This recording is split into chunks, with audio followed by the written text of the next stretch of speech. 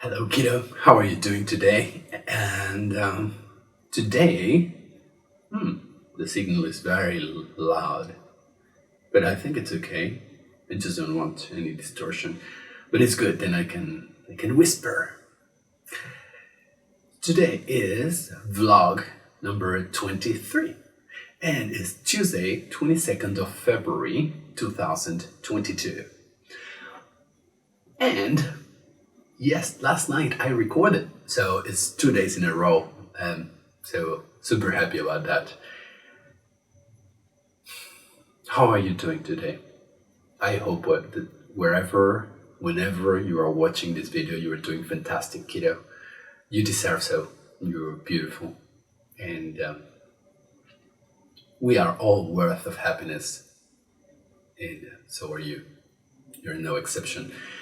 Today was a nice day, very nice day, because I got to spend a lot of time with you, like a lot. We played for so many hours nonstop, pretty much from the moment I woke up to the moment I left. I mean, it was like probably at least 6 hours or 7 hours together in the playing and feeding you and and all these different things that we did. So but I'll start today. I didn't want to miss making a video because something really funny happened last night. I recorded. Then I went to meditate. Then I went to bed, and mommy was still awake. So I saw you right next to mommy, which happens often when she's breastfeeding you for you to sleep, and I went there quietly, and I lied down, but I left my head on top of the pillow, like not like above the pillow, but I didn't rested my head on the pillow while I was talking to your mommy. It was at least 3, 4, 5 minutes that we were just talking about you, something I don't remember exactly what, but I was just like the way I am now, but in bed, right? And again, like I just left a centimeter of two from my head from touching the pillow, and I was just talking to mommy. And suddenly I was like, okay, well, good night, I love you, blah blah blah, and I rested my head, right? I turned to rest, like tummy up, and I rested my head on the pillow. And at that moment, I told mommy, "Hey, where's my little one?" And at that moment, my head touched the pillow, but I felt the pillow was too high, and I thought, oh, so I have mommy's pillow because mommy uses two pillows. One pillow, like it's made of out of latex, so it's quite it's thick, and it's kind of like it's not soft, right?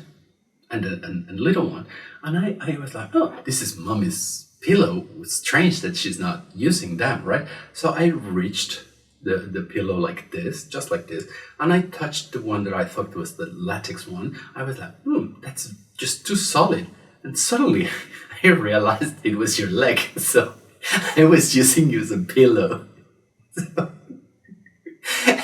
But it just happened like 3 or 4 seconds that I was just resting my head very nicely, very calm on you. What kind of dad am I? It's like I just didn't notice it was you instead of pillows, and and mommy was like, what? It's like, she thought you were between both of us, and I thought you were next to her because when I enter the room, it's very, very dark. So because I didn't see you anywhere else in the bed, I just assumed that you were right next to her, and that's why I couldn't see you. But no, to my surprise, you were right where my pillow should have been, and I was using you as my pillow. I was like, what a weird pillow. This is too solid. And even I touched your leg, and your leg was didn't have the pajama wasn't covering that part of your leg. I didn't realize it was you until like, oh my god. So of course I got off immediately, right? And I saw you, and I'm like, oh my god. Luckily, I did it very, very, very like softly, so I didn't hurt you. You didn't even notice. You didn't say a word. You didn't make any noise or nothing at all. But well, mommy and I were like, man, we were just laughing. I mean, we tried not to laugh out loud because we don't want you to wake up. But nevertheless, we were just like laughing and laughing for a couple of minutes. Right?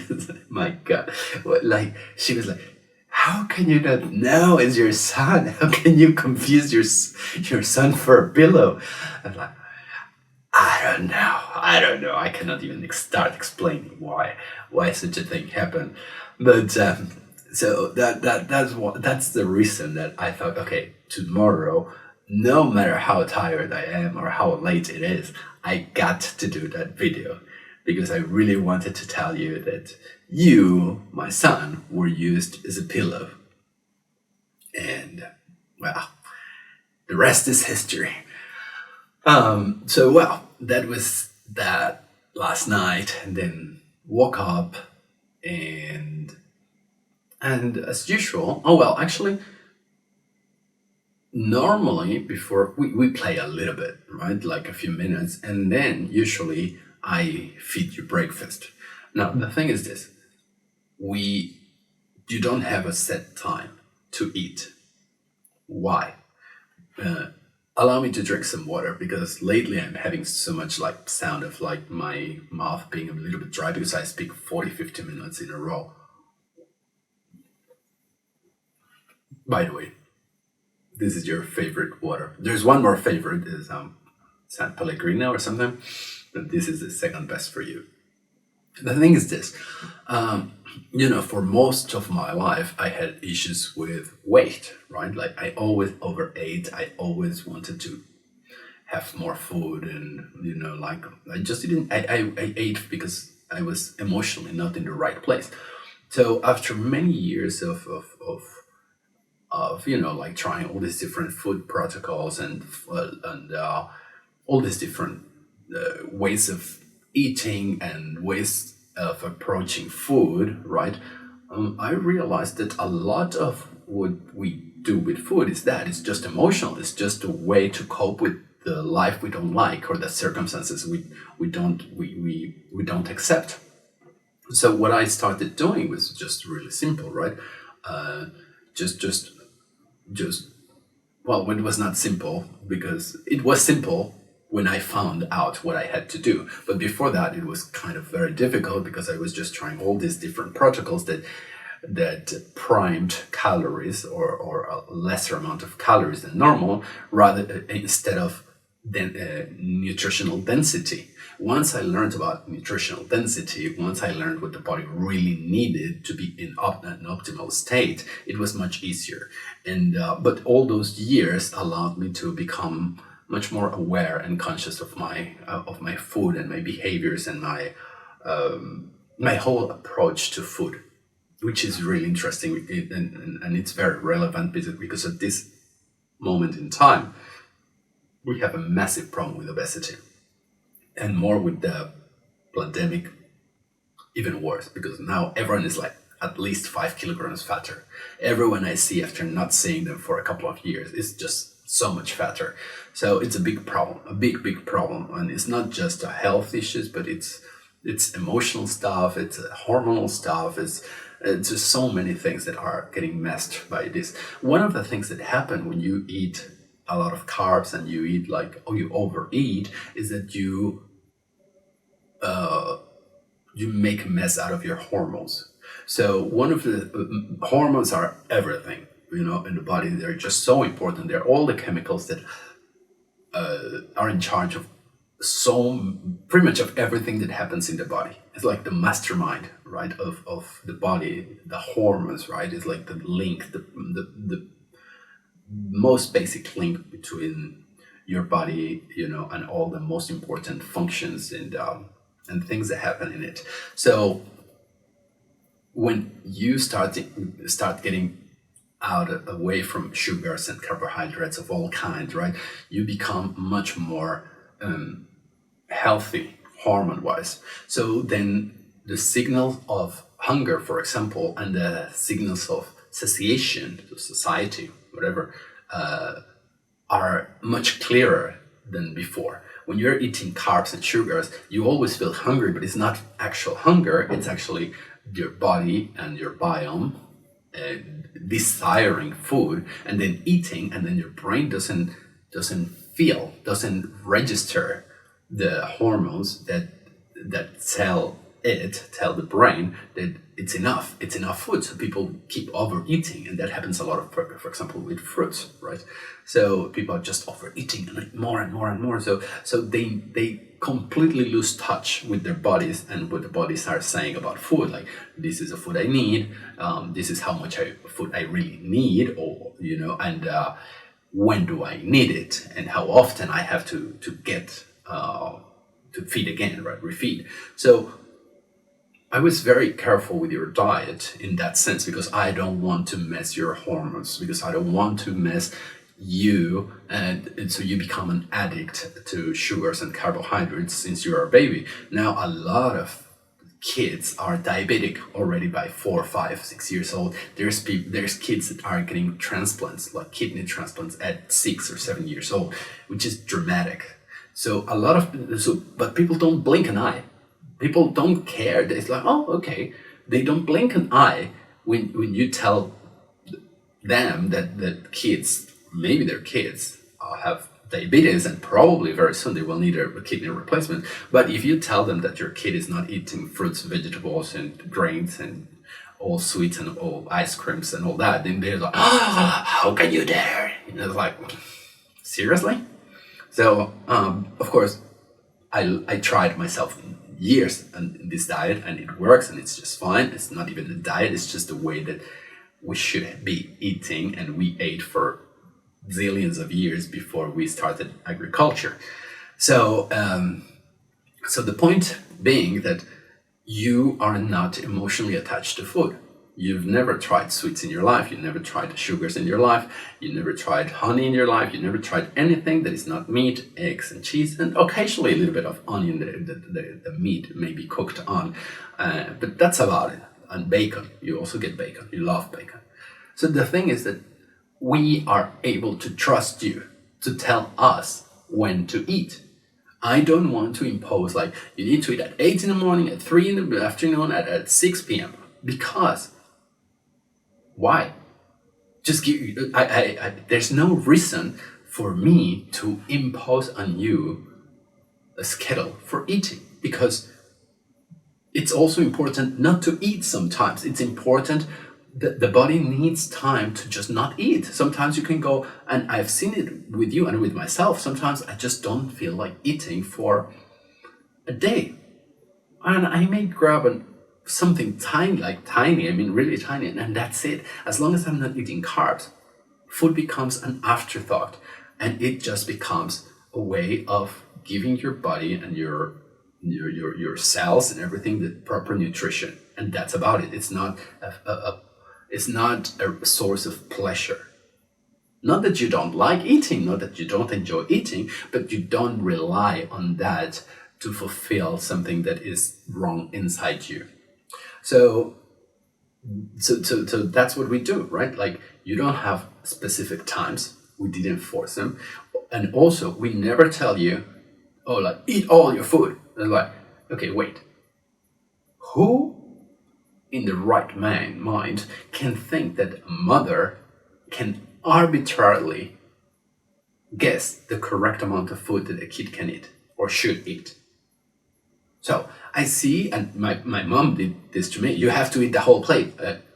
I don't want, because I'm satisfied, thank you. So why do I have to accustom you, in this case, to overeat? Some days you eat like 4 times a day, and you eat a lot. A lot, I mean a lot. And then other days you barely touch anything. Yet you're growing super well. You're actually higher, like taller than the average, right? You're in wonderful shape. I can see all your muscles beautifully, like you're toned, right? I mean, for a 1 year old, 10 months old, that's pretty impressive, right? You're lean, you're muscular, you are, you have ridiculous amounts of energy. So nothing to worry on that side for me. And so the way now you're asking for food, before you would be like like pointing to the meat that I have shown you in the past, that comes like in an envelope, like it comes sealed, right? And it's just raw meat, but it's sun dried, like biltong is like a South African style dried meat. But now what you're doing, because now you're more into the food that mommy cooks, then you open some kitchen door, you get your plate, you don't get confused. You always get one of your plates, you bring it, and I actually showed that plate in a prior video. You bring it, you bring your spoon, and well, you don't bring it, you just take it and you sign mommy where you know the food usually is, right? Like just waiting to be heated, and that's it. Of course, you still don't understand that you have to wait for the food to get warm, for the food to get heat. And I tell mommy to just heat it up just just enough, because heat is not good for food. Heat destroys protein, the right characteristics and structure of the molecular structure of meat. It gets damaged every time you input heat, and that's why I like eating raw meat myself, and you too, right? Like the dried meat in this case. So that's what you're doing lately. You just go, you open, you get your plate, you get your spoon, you tell mommy, then you get crazy because mommy is not serving you immediately, and you're like,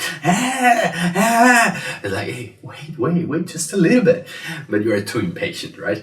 And we serve you, and now every time daddy is the one that has to feed you. If I'm here, it has to be me. You come, you sit on my lap, because I sit on the floor.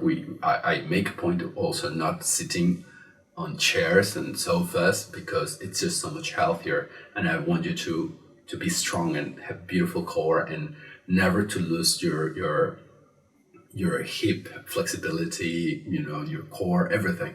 So you just sit on my lap and then you start eating. Now today you and yesterday you didn't have today you didn't have the patience to use the spoon, and you just go straight for picking the bacon first, and then you just keep going with the rest. So that's how you are getting fit, at least today, right? Today the spoon was just too much, and you couldn't care less about using it anymore. So no problem, who cares, right? And yeah, and you ate like I don't know, you eat easily. I think you ate half a 1, 2, 3, 4, around 500 grams of meat today. Meat, cheese, bacon, no egg for you today. So yeah, that's something special. And what else? Well, you keep playing with your chipmunk, Mary Baker. You dance with her. You beat her up. Then you bite her nose. Then you put her on the floor and stand on it. What else you do? You lick her where the mouth supposedly is. You're like, I'm like, why does he do it so much? I was so curious that you keep licking it and licking it. Does it feel good? I start licking the chipmunk. I'm like, it doesn't feel bad. It's an interesting texture. It's worth definitely exploring. So I understand why you do it now. But the funny thing is, again, how you use it as a proxy. Today, again, I had to go out to work, and I told you well in advance so you would get emotionally prepared for it. And it's like, Daddy has to go to work. And you're like, you just hate that I go to work. And what you do next is you go and you get Mary Baker, right? And then you stop talking to me. You kind of like, it's not that you're upset. No, no, you're not upset with me at all. You just, for some reason, from then on, because you know I'm leaving, you start putting your attention in Mary Baker. Maybe it's a way to ease off the discomfort that daddy's leaving. I don't know exactly, really. I just don't know, right? But that's very noticeable. And when I leave, then mommy tells me that you take Mary Baker everywhere, everywhere, and you call her Dada. That's the only difference. You call her Dada, Dada, Dada, Dada, Dada. And then mommy said that when she took you to bed, you ask about, you are like, Papa, Papa. And he said, no, he went to work. He's not here. And you're like, when you really are sad, when you really, really are sad, you don't cry. You just break down, and like your face just like looks so sad, and the tears come into your eyes, and that's it. You don't cry. When you are just being yourself and you're just like want to make sure everyone knows your will, or you just what I see a lot, you just want to define your individuality. You want to everyone know that you are you. Then then usually you cry like "Bleh." But when you're really truly sad, you don't cry.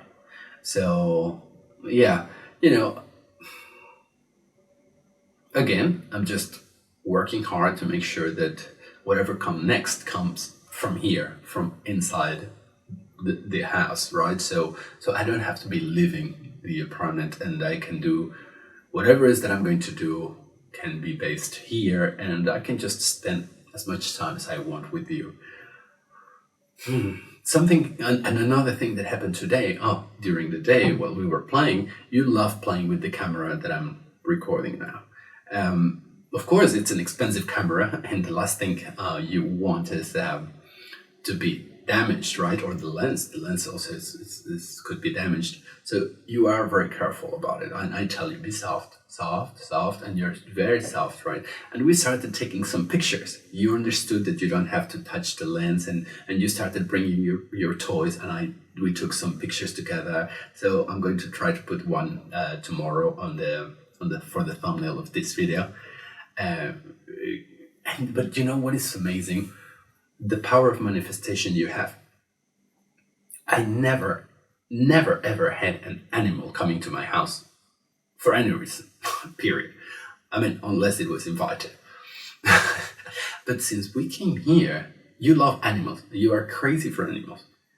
And we've had already 2 cats coming inside the house, just out of nowhere. Just came, and they got pet by you, they got pet by me, for a long time, and they disappeared. And today, a bird came inside. When we were taking pictures, a bird just came inside the room and was here like 30 centimeters away from us, 40 centimeters. And the bird made a point that like, hey, I'm here and I'm looking at you and I'm not afraid. The neighbor put some plants, very close to our back door, and the birds, right? This bird made a nest and have a couple of babies that I've seen, right? I went there and I looked, and the bird was like looking from afar, like making noises, right? She was very like nervous that I was too close. But today is as if she came as like, hey, we're cool. I saw you're cool. I am cool as well. I was like, wow. I mean, I've never seen a bird coming so close. That kind of little bird with a blue neck, beautiful, coming inside the studio. I mean, coming anywhere close to me, period. I'm just scared to be visited by birds. But so it was just like, wow. So I have noticed that whatever you really love, somehow, a few days later, it manifests into your life. And that's what I'm doing. The same thing. I'm just manifesting a life where I can be close to you. Why? Because I want. Because I've done everything else and it's not as fun as being with you. Best time spent with you. And that's it. That's it for today. It's going to be a short video. Also, because I've realized that I don't have a lot of battery. And if this thing goes off, the whole video goes off. The audio is it would be lost, and then I would have to start again. And I don't like doing that because I prefer the freshness of the first time. And everything I talk, it's always unscripted. I know a few things that I want to talk about, but everything else that comes out of my mouth, which happens to be a lot, is just coming out of my mind like real time as my mind is thinking. So I have a lot of things to tell you, actually, a lot. I today I did a very interesting reflection with mommy, right? Because she was asking me some interesting questions that got me to understand more about myself when as I was explaining mommy this. So I'll do that tomorrow, and that's it for now. But just I wanted you to know how you wear my pillow for 5 seconds, and how you decide what time you eat and how much you eat and what you eat, actually, because you choose kind of like from the available choices, meat or meat. What is what you like? Now, but you at least have like minced meat, or like in cubes and cooked in a different way, or dried, or cheese. Sometimes you just want a little bit of cheese. There's no way in the world that we can make you eat more, and we're okay with it. You're fantastic. You're growing great. Your health is absolutely stunning. So, if ever people watch these videos, I know a lot of people will react really badly to the idea of you eating only meat, right? And they will think I'm cruel because you don't eat sugars and sweets and cereals and all that crap that they feed their kids, without realizing that the ones that are being terribly cruel and unconscious with their kids is them.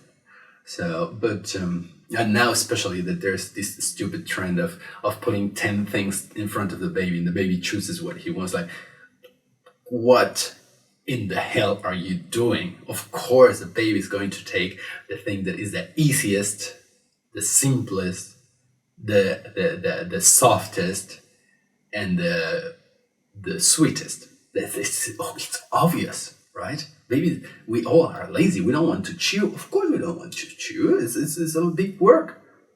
But we are parents, and we're here to guide, and we are here to take the better decision, not to let you guys decide something that you really truly don't understand.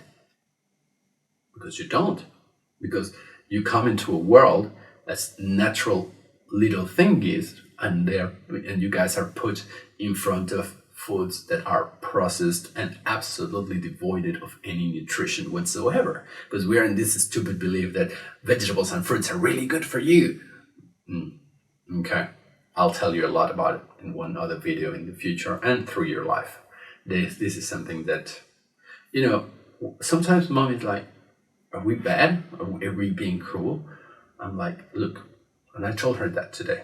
Look, every time you have been sick, well, mildly, very mildly sick, 3 afternoons in almost 2 years, right? One, you had a little bit of fever for a day, but you were really kind of not well, like the whole afternoon, evening, right? Nighttime as well. Yeah, that's true. The second one, you were just mildly uncomfortable for the afternoon and evening, and the next day, perfect. The last one was you had a runny nose for like from the middle of the day until you slept, maybe until you woke up. You woke up completely fine. We never took you to the doctor. You never took a medicine in your life. You never took a painkiller in your life. While all the other babies of all the people I know, in the first year, they spend actually time in hospital. The babies are hospitalized, and man, they get shots, they get painkillers, they get paracetamol or these kind of things for fever, and they have to sleep away from the parents. Like, there's not more stupid thing in the world than the way that people treat kids, like when they are sick. But the problem is that they get sick, right? And they get sick because they get vaccinations that are full of mercury and aluminum, but also because they eat crap, absolute crap. So that's the reason. So I told mommy, when I see him sick, even a little bit, the little few hours that I have seen you sick in all your life, I suffer. I don't like it. The last thing in the world I want is for you to have pain. If I can help it, I'll do it. I'll make sure that you don't suffer this kind of things. I asked her then, would you? Do you think how much you want him to suffer? How much is okay for how many days a year you want him to be sick so he experiences sweets or something? Like sweets, whatever it is. And it was just like a philosophical conversation. It's not like your mom is not on board with what you are eating. She's fine, but it's only fine. It's only okay. It's only fair to question ourselves every now and then if we're doing the right thing and the motivations we're doing things for. So that's the reason. That's the reason that you eat the way you eat. That's the reason you are as healthy as you are. And that's why, as I always tell you in so many videos, that it's so important that you are conscious of what you're doing, that you know who you are, and that you're never afraid of being yourself. Because I want you to be at least as courageous and as free thinker as Daddy is, if not a lot more. Because if I were weak, I would listen to all these people telling me that it's wrong. I would listen to my family saying that, oh, you're so cool. Why? Like why? Because I don't probably want to have a kid that is like yours. like always tired, always low energy, most of his early years in hospital. Now a bit like belly already. No, that's not what I want from a kid. Not at all. So well, that's it, buddy. Batteries is still okay. So we accomplished the mission today. I love you with all my heart, and just be happy, be yourself. That's the only thing that is required in this life. To be happy, to be fulfilled, to be satisfied with yourself, and to have no regrets whatsoever of what you do in life. I love you, my son. Have a beautiful, beautiful